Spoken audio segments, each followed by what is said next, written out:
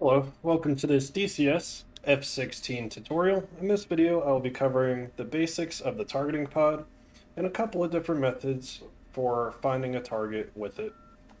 To begin, we will put a targeting pod on pylon 5R, that is our lightning targeting pod, and I just have some bombs here, just some dumb bombs, to demonstrate some of the targeting methods with the pod.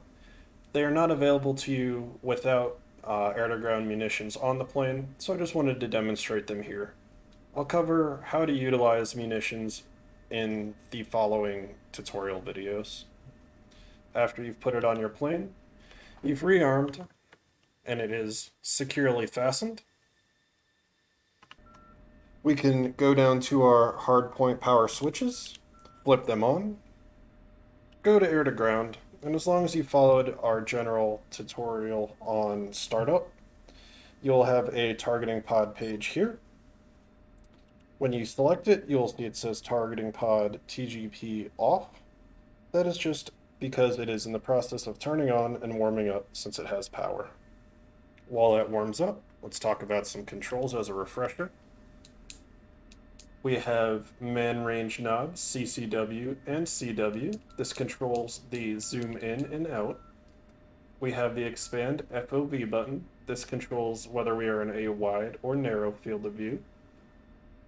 We have our display management switch, DMS, our TMS, target management switch, and our radar cursor switch that we utilize to slewed around just like our radar. At this point, we see the targeting pod now says standby, not timed out, it's still warming up.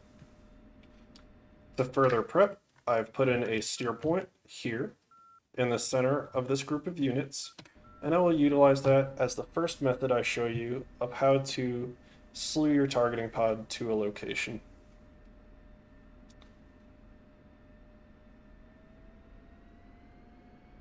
I'll go ahead and taxi on over to the runway.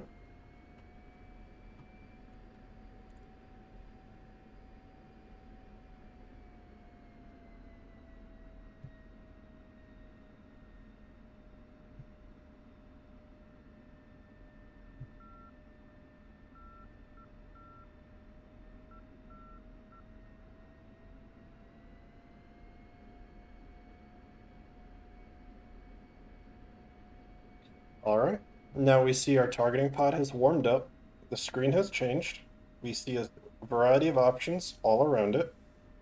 In order to get it functional, we will hit the standby button, and we will click air to ground.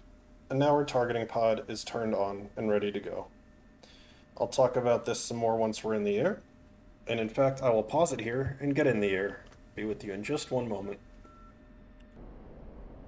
Alright, now that we're in the air, let's talk about some symbology. The first thing that we're going to want to do is make our targeting pod our center of interest by pressing aft on our display management switch. We now have the white outline showing it as our center of interest. And let's talk about some of the options. The first on the side is TV. We can click the button and put it into a white hot, black hot, or back to TV. We can also press our target management switch left to toggle it so we don't have to press the key. The next option is Snow Plow, and this will affix our targeting pod pointed down and looking at the area in front of us. We can see that it is looking about here.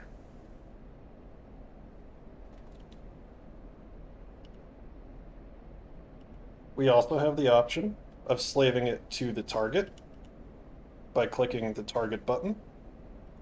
If we did not have bombs equipped, it would say Steerpoint, and we only have the target option because we are in CCRP mode. So to function like it would without any bombs on the plane, I'll put this into manual. I'll talk about more of these options later on, but just so you're aware. In manual, it functions as if we didn't have any bombs on our plane, and by clicking the steer point button, it would slave us to where we put the steer point in the middle of the group of targets. I'll utilize that for now so I can demonstrate what the rest of the symbology on the targeting pod page means. So I'll get it into black hot, as that's my preferred method for utilizing the targeting pod in the 16. And we will see up top, it says wide. That is showing that we are in a wide field of view. If we wish to change to a narrow field of view, it will zoom us in to the area shown by these bounding corners of a box. So I'll press my expand button, and it will zoom me in, and we will see it says narrow at the top. I can press it again, and it will zoom me back out. I can slew it with my cursor, and zoom in with the clockwise and counterclockwise keybinds I talked about. If your screen ever goes blank like that, it just means your targeting pod does not have a view of the target. No need to panic. If you turn around, you'll get the picture back. Just like that. So I can slew it, and we can see all kinds of neat things. There's a AAA emplacement, some trucks. If I zoom out, I can see other specs, and I know those are targets, so I can zoom in.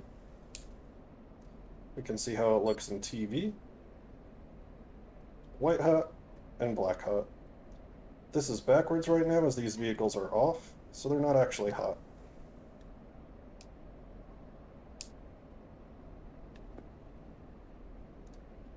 Now, assuming we did have bombs on our aircraft, the default mode would be CCIP. I'll talk about more of what these do in the actual bombing videos, but for your reference for targeting pod use, in CCIP, our pod can no longer be slaved to the steer point. We can go to snowplow,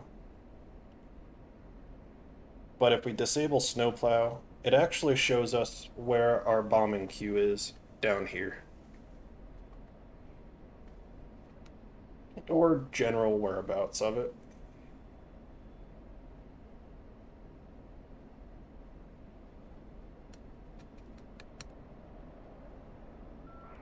In CCRP,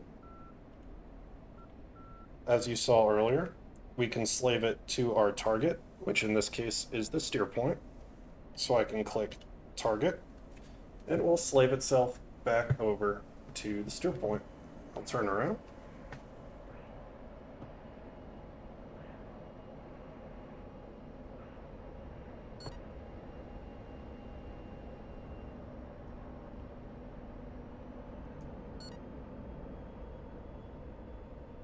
And it is back at the steer point.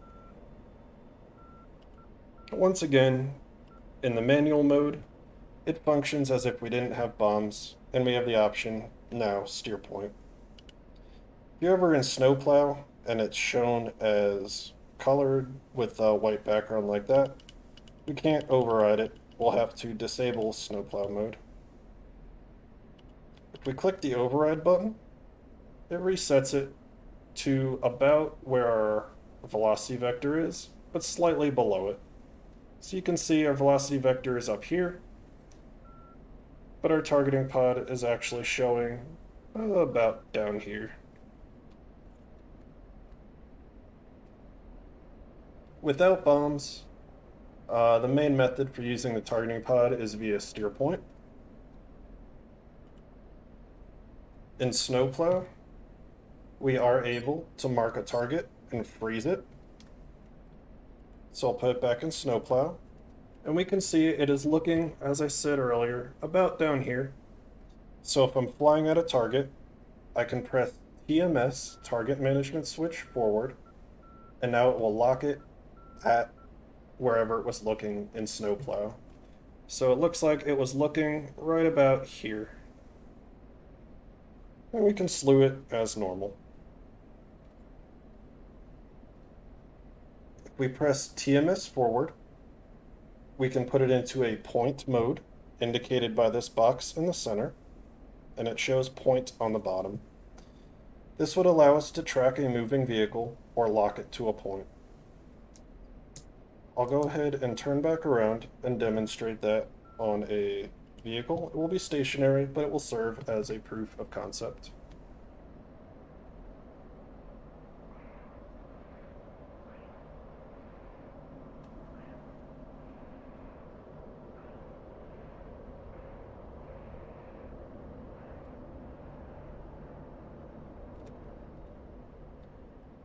All right.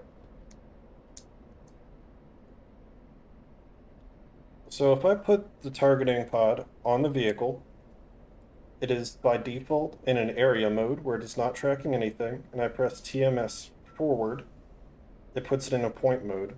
So that now locks it to the contrast heat signature on the targeting pod. So if that vehicle is moving, the targeting pod would now follow the vehicle. Those are the absolute basic methods of using the targeting pod, but one of my favorites and probably most useful is the Dtos mode. So in Dtos, once again, I'll cover all of this later, but if we put our weapons into Dtos, we are able to press DMS, display management switch, forward, up, to make our helmet our sensor of interest. And then we can press and hold TMS up, target management switch, forward, up, and then release. And now we have a box on our center cross. I'll do that again. So display management switch up to make our display our sensor of interest. And then press and hold TMS forward, up, and release. And we will have a box in our helmet. This will allow us to look at an area with our helmet and then mark it for the targeting pod to look at it. So say I want to look at those, I'll put the box over the area and press TMS forward once again. The box is now locked there, and the targeting pod is actually looking at that area.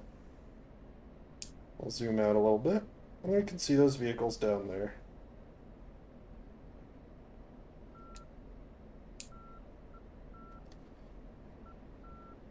Additionally, we also have Symbology in our helmet, pointing us to where the target is. So we can see this line, and it points us to the box and the target. We also have that same Symbology in our HUD here. To unlock it, we will press TMS aft, target management switch aft, and that will unlock the target. And if we press it again, it will reset it to our steer point. If I wanted to look at something else, DMS, display management switch forward, to make our HUD our sensor of interest. Press and hold TMS forward, and then release. And that will give us the square in our helmet. Can look at something, press TMS forward, and now the targeting pod is looking at whatever we were looking at. Extremely powerful, extremely useful. Without the use of the Dtos mode, you are stuck with either utilizing steer points or the snowplow method to get your targeting pod in the area it is meant to be. I'll demonstrate snowplow once more, so I'll put it into snowplow mode. Make sure my targeting pod is my sensor of interest.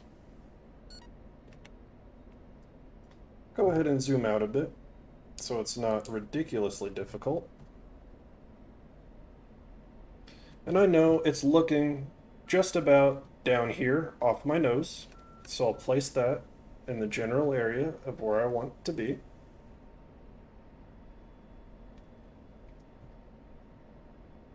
That looks about right. I'll press TMS forward,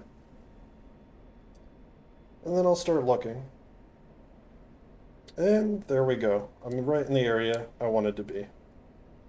So that'll take some practice getting used to where the targeting pod looks in snowplow. If you didn't want to use that, you can always slave it to your target area or your steer point. But you need to make sure that if you're trying to slave to a steer point, you're in manual, you have the steer point option. And if you're trying to slave to a target, you need to be in CCRP. And then you have the target option down here.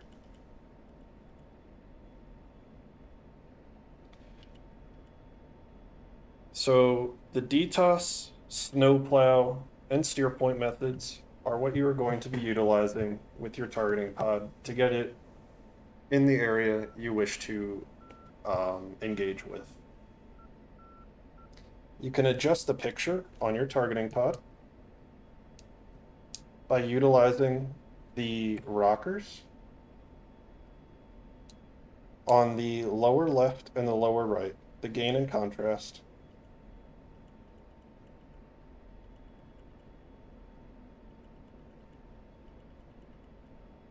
And that way you can really make the picture pop.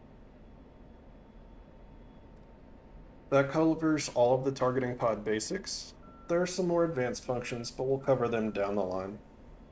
For now, just know that you can slew a targeting pod to a steer point as a steer point in manual mode for your weapon, as a target in CCRP mode, or with your helmet in Dtos mode, and also via snowplow by judging where it's looking out in front of you.